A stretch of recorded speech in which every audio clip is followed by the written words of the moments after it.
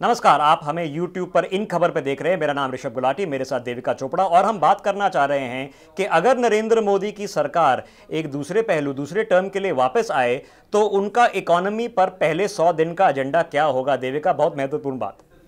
बिल्कुल ऋषभ, सही कहा आपने।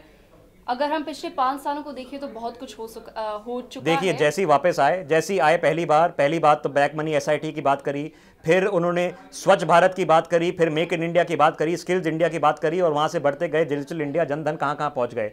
इस बारी पहले 100 दिन में क्या नया आएगा, ये शायद बहुत इंपॉर्टेंट होगा देविका। और इसमें चीज आती है कि रिसर्च इन इंडिया। जी, अगर आप हमें रिसर्च इन इंडिया के बारे में बता सकें ऋषभ, क्योंकि ये एक बिल्कुल ही नई टर्म है जो शायद हम पहली बार आज यहाँ सुन रहे हैं। आप सबने मेक इन इंडिया का अब तो नाम सुना होगा। रिसर्च इन इंडिया शायद आप पहली बार यहाँ पर सुन रहे होंगे, और आप ये मान लीजिए कि अगली नरेंद्र मोदी सरकार में ये बिल्कुल टॉप पे होगा, रिसर्च इन इंडिया। इसका मतलब क्या? AI की बात होती है आजकल, आर्टिफिशियल इंटेलिजेंस, मशीन लर्निंग की बात हो रही है। इस सारी बातों में रोबोटिक्स आप जोड़ लीजिए, क्लाउड कंप्यूटिंग जोड़ लीजिए, डेटा जोड़ लीजिए, स्पेस जोड़ लीजिए। ये सब जो कटिंग एज, दूर इंडिया को दूर ले जाने वाली, नई नई दशक में ले जाने वाली, नई शताब्दी में ले जाने वाली टेक्नोलॉजीज जो होंगी, पूरी दुनिया को जो नई दुनिया बनाएंगी, इस सब में हमें आगे होना है। और इस सब में आगे हो नहीं सकते हैं कि जब तक हम किसी और की टेक्नोलॉजी यहाँ पर कॉपी मारते रहेंगे। हमें यहाँ पर रिसर्च करके नई टेक्नोलॉजीज बनानी पड़ेंगी। हमें आर्टिफिशियल इंटेलिजेंस में आगे जाना पड़ेगा, मशीन लर्निंग में आगे जाना पड़ेगा। स्पेस में हम आगे हैं, इसरो ने कमाल करा हुआ है, और कमाल करा हुआ है जो पूरी इसरो की पूरी दुनिया इज्जत करती है। बट बाकी सारी चीज़ों में अमेरिका और चाइना निकल गया है, और इसको पकड़ने में रिसर्च इन इंडिया बहुत महत्वपूर्ण होगा। तो ये टर्म याद कर लीजिए, 100 दिन में मोदी सरकार में आप कहीं ना कहीं अब इसका नाम सुनते रहेंगे, और make in India, research in India का टाइम आ जाएगा। शायद आप पहली बार यहाँ सुन रहे हैं, बट आखिरी बात यहाँ नहीं सुनेंगे। दूसरी चीज़ देविका जी, गीगाबिट इकोनॉमी, इसका भी टाइम आ गया। जैसे आपने कहा कि रिसर्च इन इंडिया तो हम सुनेंगे, पर एक और महत्वपूर्ण चीज़ जो पहले 100 दिन में हो सकती है वो गीगाबिट इकोनॉमी है। देखिए, अब ऐसा है, ये तो है नहीं कि एक बटन दबाएंगे और गीगाबिट है क्या। आजकल हम MBPS पे गिनते हैं कि आपके फ़ोन पे डेटा कितना आ रहा है, घर पे डेटा कितना आ रहा है, ब्रॉडबैंड में कितना MBPS मिल रहा है। MBPS के ज़माने चले गए हैं, गीगाबिट GBPS के ज़माने आ गए हैं, 1000 MBPS पर सेकेंड के ज़माने आ गए हैं। आज भी कुछ शहरों में गीगाबिट इंटरनेट मिलता है, लेकिन बहुत महंगा है, सिर्फ बड़ी बड़ी कंपनियां अफोर्ड कर पाती हैं कुछ शहरों में।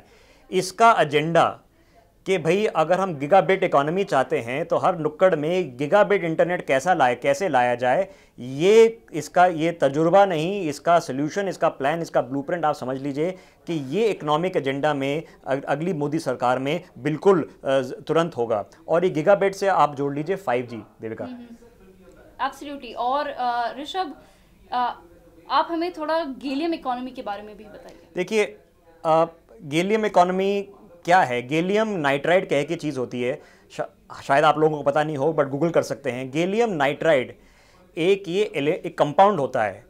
आप ये सारी जो चिप्स होती हैं, सिलिकॉन चिप्स जो कहते हैं, जब हर मोबाइल फ़ोन में आजकल, हर टीवी में, फ्रिज में, गाड़ी में, हर जगह एक सिलिकॉन चिप होती है, हरी वाली, जिसमें वो ट्रांजिस्टर होते हैं। तो सिलिकॉन चिप जो लोग बनाते हैं वो एक मूअर्स लॉ की नाम की चीज़ें फॉलो करते हैं कि हर 18 महीने, मूअर्स लॉ ये था कि हर 18 महीने चिप का साइज़ आधा और उसकी प्रोसेसिंग पावर 2 गुना होगी। और ये मूअर्स लॉ चल रहा है 3-4 दशकों से कि हर 18 महीने चिप की पावर डबल हो रही है और साइज छोटा हो रहा है, और सस्ती हो रही हैं चिप। इसलिए आजकल मोबाइल फ़ोन सस्ते हो गए हैं, कंप्यूटर सस्ते हो गए हैं।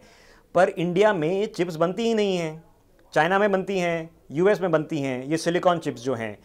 इंडिया में हम सबसे ज़्यादा मोबाइल फ़ोन, चाइना को छोड़ के सबसे ज़्यादा मोबाइल फ़ोन बना रहे हैं, बट चिप्स तो चाइना से आ रही हैं। तो बिना चिप के आप ना AI कर सकते हैं, ना ये क्लाउड कंप्यूटिंग कर सकते हैं, ना ये डेटा सेंटर्स खोल सकते हैं, ये हो ही नहीं सकता। तो ये चिप्स कैसे बनाई जाए इंडिया में, इसमें खुशखबरी ये है कि एक हमारे साइंटिस्ट हैं इंडियन इंस्टीट्यूट ऑफ साइंस में बेंगलुरु ने, जो गैलियम नाइट्राइड पे रिसर्च करी। और गैलियम नाइट्राइड तगड़ी चीज़ है, एक कंपाउंड है जो सिलिकॉन से 3 या 5 गुना ज़्यादा अच्छा, बेहतर काम करता है, और सस्ता भी है। सिलिकॉन चिप्स अब इतने दशकों से बनी जा रही हैं, उनकी जो कैपेसिटी होती है स्पीड की, भी कितनी छोटी बना लें, कितने ट्रांजिस्टर लगा लें, वो अब मैक्स लेवल पे पहुंच गई है। बट गैलियम नाइट्राइड 5 गुना ज़्यादा तेज़ चल सकती है, 5 गुना ज़्यादा पावर से चल सकती है।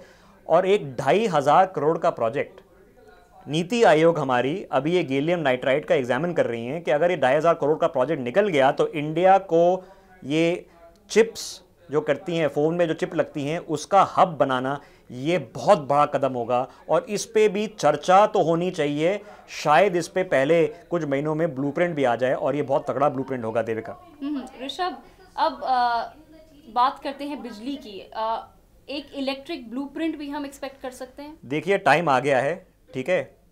पेट्रोल पे वैसे भी हम इतना पैसा खर्च करते हैं, इंडिया की इकोनॉमी को हिट लगता है। इलेक्ट्रिक ब्लूप्रिंट का टाइम आ गया है और ये तो आप ले लीजिए कि इस पे तो बहुत आगे कदम होने वाले हैं। पिछली बारी देखा आपने, मोदी सरकार ने एलईडी बल्ब कितने तगड़े दौर से उन्होंने बढ़ाया। इस बार इलेक्ट्रिक ब्लूप्रिंट आप मान लीजिए पक्का कुछ होना है इस पे कि इलेक्ट्रिक कार्स कैसे बनेंगी, उस पे आपको सब्सिडी टैक्स ब्रेक क्या दिया जाएगा, उस पे इलेक्ट्रिक चार्ज पॉइंट्स हाईवे पे, पेट्रोल पंप पे जो इलेक्ट्रिक चार्ज कर सकते हैं वो कैसे बनेंगे। ये सारा नेटवर्क का ब्लूप्रिंट कैसा होगा, खर्चा क्या होगा, कौन पार्टी बनाएंगी, कौन कंपनियां बनाएंगी, इस पे आप सोच लीजिए। इलेक्ट्रिक ब्लूप्रिंट पे बहुत तगड़ा काम होने वाला है। शायद पहले 100 दिन में हो जाए, अनाउंसमेंट तो हो जाए, फिर उसका लेआउट होगा। और इसके साथ आप जोड़ लीजिए देविका जी, एक होता है चीज़ कॉल्ड रूफटॉप सोलर, जो सोलर पैनल छोटे छोटे हर घर में लगा सकते हैं। इसकी भी इकोनॉमी बड़ी महत्वपूर्ण है। विदेश में जाएं तो रूफटॉप सोलर सबने लगाया हुआ है, अपने लिए भी बिजली का उत्पादन करते हैं और वो बिजली जो ज़्यादा पैदा हो जाती है उसको ग्रिड में रिवर्स मीटरिंग करके बेचते हैं। इसका मतलब बिजली आपकी और बिजली कंपनी से पैसा आपको मिल रहा है। ये इकोनॉमी लाना भी इंडिया में, इसका भी ब्लूप्रिंट आप मान लीजिए, इसका भी निकलेगा पोटेंशियल अगर नरेंद्र मोदी फिर से वापस आए उनकी सरकार में। और इन काफ़ी चीज़ों पे काम शुरू हो चुका है, थोड़ी बातें शुरू हो चुकी हैं। देखिए बातें शुरू हुई हैं। वो ब्लूप्रिंट जो स्केल होता है मेक इन इंडिया का, स्वच्छ भारत का, वो स्केल और एनर्जी अभी नहीं आई है और आप मान लीजिए कि अब बस वो आने वाली है अगर नरेंद्र मोदी की सरकार वापस आएगी। अच्छा, अब बात करते हैं ग्रीन डील प्लान की। ऋषभ, इसके बारे में बताइए। देखिए, नरेंद्र मोदी को आपने देखा है उनकी पहले पहलू में 5 साल में ग्लोबल वार्मिंग पे बड़े तगड़े पोजीशन लिए उन्होंने। अब ग्रीन डील की बात हो रही है अमेरिका में, यहाँ पर ग्रीन डील की आप समझ लीजिए, चाहे वो गंगा की सफाई हो जिस पे ऑलरेडी बड़ी डिबेट हो चुकी हैं, बट पूरा कोहिसिवली देश को देखते हुए कि हमने ये एक साफ देश, रिहैबिटेटेड देश, रीफॉरेस्टेशन देश कैसे बनाना है, इसका प्लान समझ लीजिए नरेंद्र मोदी सरकार में आप देख सकते हैं। ठीक है, और अगर हम रेलवेज की बात करें, रेलवेज में हमने बहुत तरक्की देखी है ऋषभ पिछले कुछ सालों में। देखिए तरक्की, तो अब ये तरक्की जो अभी बिन के आ रही है, ठीक है, आंधी की तरह आ जाए, ये इसका प्लान, बिकॉज रेलवेज सबको छूता है। मेट्रो स्टेशन जैसे आपने देखे होंगे बड़े बड़े शहरों में बन गए हैं, क्या ग्रेनाइट के फ्लोर लगे हुए हैं, एसी चलता है। 5 स्टार मेट्रो स्टेशन जो बनाए जाए हैं, जैसे एयरपोर्ट होता है, आजकल वही रेलवेज प्लान कर रहा है कि हर रेलवे स्टेशन अब एयरपोर्ट की तरह कैसे लगे। तो इसका भी प्लान आप समझ लीजिए, सेफ्टी का एस्पेक्ट, मॉडर्नाइजेशन का एस्पेक्ट। अब एक नई ट्रेन आ गई है, ट्रेन 18 का नाम है, पहली बार अब शुरू भी हो गई है, जो बिल्कुल जैसे वेस्टर्न ट्रेन होती हैं यूरोपियन यूनियन में और अमेरिका में, पूरी नई ट्रेन लग्जरी ट्रेन की तरह, उनकी तो आम होती हैं, हम लग्जरी ट्रेन मानते हैं, वो ट्रेन आम में प्रॉपर स्विवल सीट के साथ, टीवी के साथ, ये ट्रेनें ऑलरेडी आ गई हैं। अभी सिर्फ एक आई है, समझ लीजिए ये बदलेंगी। बुलेट ट्रेन उसमें शायद छोटा दौर में निभाए, बुलेट ट्रेन भी होगी, बट स्टेशन बदलना और ये ट्रेनें बदलने, आप इसमें समझ लीजिए इस पे बहुत तगड़ी मूव होने वाली है।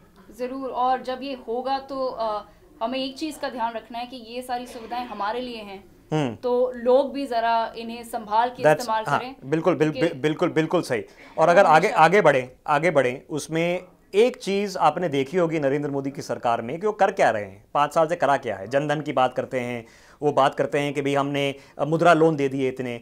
ये एक इंसर्शन इकोनॉमी का लॉजिक होता है। इंसर्शन इकोनॉमी का मतलब यही कि अगर जो हम बोलते हैं कि 90% इंडिया की इकोनॉमी ये अनरेगुलाइज्ड सेक्टर में है, इसको अगर हम रेगुलराइज सेक्टर में ला दें तो वैसे ही जीडीपी में क्या बदलाव आ जाएगा। अगर हमने 30 करोड़ बैंक अकाउंट खोल दिए, इंश्योरेंस सेक्टर में इतने लाखों करोड़ों लोगों को आ जाए, तो इनको इंसर्ट कर दिया फॉर्मल इकोनॉमी में, आपको इंसर्ट कर दिया बैंकिंग सिस्टम में, इंश्योरेंस सिस्टम में, टेलीकॉम सिस्टम में इंसर्ट कर दिया। ये एक्सपेरिमेंट ऑलरेडी लागू है, 5 साल से चल रही है, ग्लोब की, दुनिया की सबसे बड़ी ऐसी एक्सपेरिमेंट है, और अगर चल गई तो फिर आप समझ सकते हैं 5 साल में इसका फ़ायदा आने लगेगा। इससे आगे बढ़ें। हाँ, इसी मुद्दे पर अगर आप हमें बताएं, अब ये पकौड़ा वाला डिबेट बड़े टाइम से चल रही है, जॉब्स के बारे में बहुत बात हो रही है, तो इस पे क्या होगा? देखिए, नौकरी पे तो बात होनी चाहिए, और ये पकौड़ा वाले पे क्या चर्चा क्या थी? चर्चा ये थी कि नरेंद्र मोदी और बीजेपी कहते हैं कि भाई जो रेडी वाले हैं, पकौड़े वाले हैं, उनके पास भी तो नौकरी है, वो भी जॉब होता है। जॉब सिर्फ नहीं होता जो बड़ी एमएनसी में जॉब हो या गवर्नमेंट की नौकरी हो। इसको नापे कैसे? ये तो मुसीबत रही है हमारे सालों में। अब आप सोचिए, नरेंद्र मोदी ने जो बोला है, उनके बीजेपी ने जो अनाउंसमेंट करी है कि अब हम एक इंश्योरेंस स्कीम लाएंगे पकौड़ा वालों के। जो बंदा वो इंश्योरेंस स्कीम का हक मांगेगा या उसमें अप्लाई करेगा, मिल गया ना डेटा पॉइंट कि वो बंदे के पास वो स्मॉल टाइम छोटा उसके पास या मध्यम वर्ग का बिजनेस है, या वो रेडी वाला है या पकौड़ा वाला है, तो इससे पहली बार इंश्योरेंस तो मिलेगी, बट पहली बार, जैसे ईपीएफओ क्या होता है? जो प्रोविडेंट फंड होता है, तो हम देखते हैं भी कितने लोगों के पास प्रोविडेंट फंड है, उस हिसाब से उतने लोगों के पास नौकरियां होंगी। तो जिन लोगों ने इस इंश्योरेंस स्कीम में अप्लाई करा है, तो पहली बार वो डेटा आएगा हमारे पास, और वो डेटा से बताएगा कि कितनी जॉब्स एक्चुअली हैं, कितनी नौकरियां एक्चुअली हैं इस देश में। सो ये जॉब्स डेटा जो अभी तक इतनी चर्चा चलती है, चर्चा इसलिए चलती है कि सही डेटा किसी के पास है ही नहीं, सब थोड़े लप्पे मारते हैं, और लप्पे मारने में अगर आपने अपने नरेंद्र मोदी को आगे बढ़ाना है तो बोले बड़ा अच्छा, बड़ा तगड़ा है, अगर उनको गिराना है तो बोलेंगे बिल्कुल फेल हैं। तो ये एक बार ऑथेंटिक डेटा आ जाए तो इस पर फिर चर्चा कम हो जाएगी और देश की स्थिति हमें पता चल जाएगी। ये बड़ा महत्वपूर्ण है। तो डेटा तो आ जाएगा ऋषभ, पर नौकरियां कौन बना रहा है, ये भी एक मुद्दा बन गया है इस इलेक्शन के लिए। तो पहले 100 दिन में अगर मोदी जी वापस आते हैं तो क्या होगा? ये बड़ा इंटरेस्टिंग मुद्दा है कि जॉब्स प्लान क्या आया, क्या लाया जाए नरेंद्र मोदी का। अगर वापस आते हैं कि जॉब्स प्लान लेके आएंगे, यही आर्ग्यू करेंगे भाई we are making job creators not job seekers, ये आर्ग्यूमेंट रही है अभी तक, इसको बदलेंगे या नहीं बदलेंगे, ये बड़ा महत्वपूर्ण होगा देखना।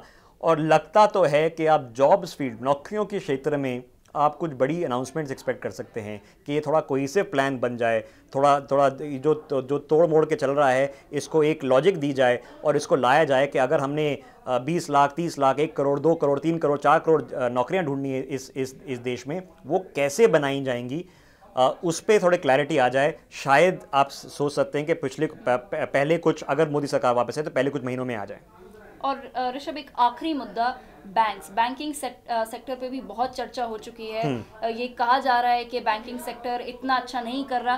भाई जैसे हमें पता नहीं ये तो पक्का है, ये तो पक्का है। देखिए, पहली दौर में नरेंद्र मोदी ने असलियत निकालने की कोशिश करी है, क्योंकि इतने तो लोन दिए गए हैं, मालिया नीरव वालों को छोड़ दो, लगता है बड़े बड़े हैं, 5,000 10,000 करोड़ उनके अलग रख लो, एनपीए देश में 10 लाख करोड़ हैं, तो उसमें माल्या नीरव मोदी क्या।